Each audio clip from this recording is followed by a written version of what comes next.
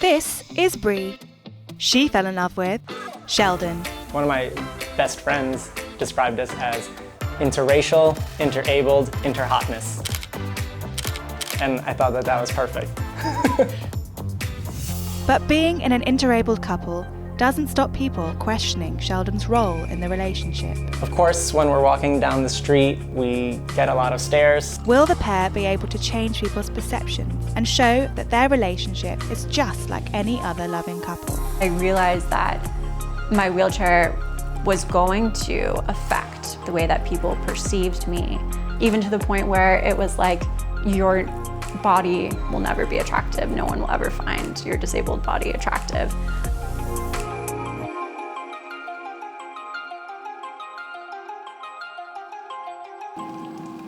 Is it almost full? Yep, it's about halfway right now. Okay. I'm Bree Scalisi. I'm Sheldon Nguyen. I'm 26 years old. I'm 29. When they say opposites attract, I think that we embody that phrase perfectly. Yeah. I'm very meticulous for little small detail-oriented things, and she wants to go out and change the world.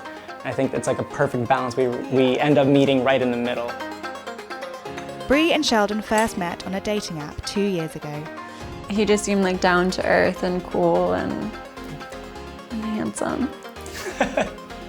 Obviously, she's beautiful, so that drew me in right away. She was very, very transparent about using a wheelchair, so that was never anything that was a surprise. I honestly don't remember how much I shared all at once. I think people don't really realize that for some people, that answer might be one of the most difficult days of their life. Bree was involved in a car accident at just 6 years old, which left her paralysed from the waist down. I suffered a spinal cord injury at the T12 level, which means I'm a paraplegic and use a wheelchair. My injury is incomplete, which means that I do have some sensation. I can move my inner thigh a bit. There we go. But my injury is, can't move really from here down, can't feel from knees down, and yep. That's me, just the way that the cookie crumbled.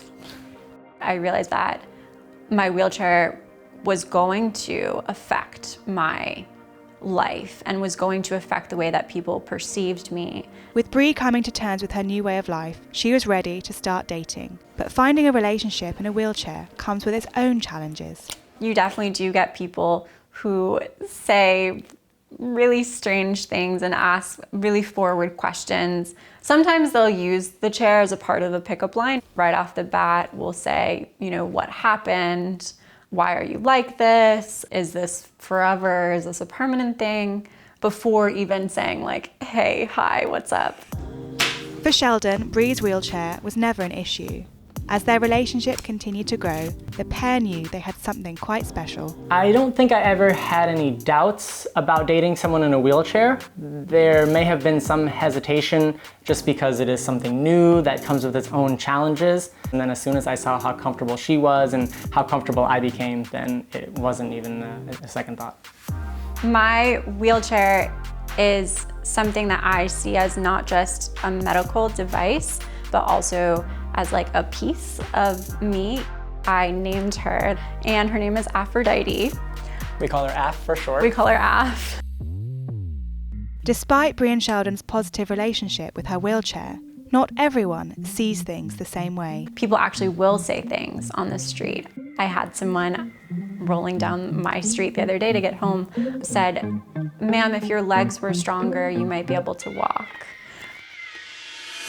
When he's with me, there's almost a sense of, oh, she has someone with her, she has someone to take care of her.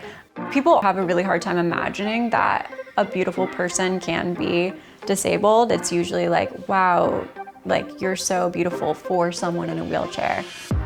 We need to see more representation in media of people with disabilities loving other people, whether that is people with disabilities or able-bodied people, and just knowing that we are capable of love.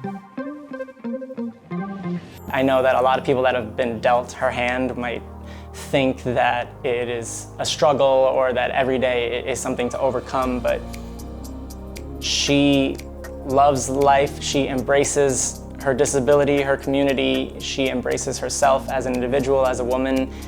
And it is really, really beautiful to see. Due to the pandemic, the couple have been spending a lot more time together, not only at home, but also as a model and photographer team. When quarantine hit and a lot of her gigs started to become remote, that's when I kind of stepped in and took on the role of lead photographer. I really longed to see that representation of someone whose body looked like mine or had any sort of disability or physical disability, really. Modeling for me was a way to show how dynamic and amazing my body is, regardless of what society thinks. Right here?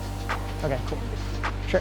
One of my best friends described us as interracial, interabled, interhotness. And I thought that was perfect. I want our future to be together. I would love to get married one day and where we can show that interabled relationships are beautiful.